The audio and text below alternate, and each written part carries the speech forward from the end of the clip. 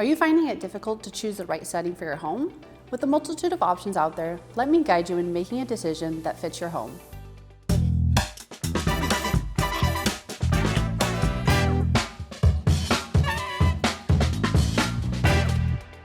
Hi, I'm Emily, the Senior Designer at Lamont Bros Design and Construction.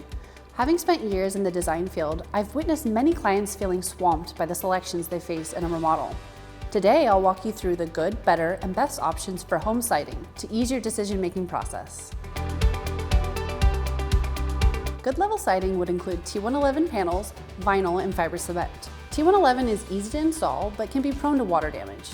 Vinyl can last a long time, but is susceptible to heat damage.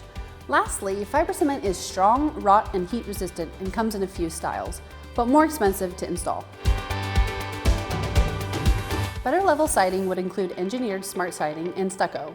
Engineered smart siding is light, durable, and resistant to water damage, but less fire resistant and offers less designs.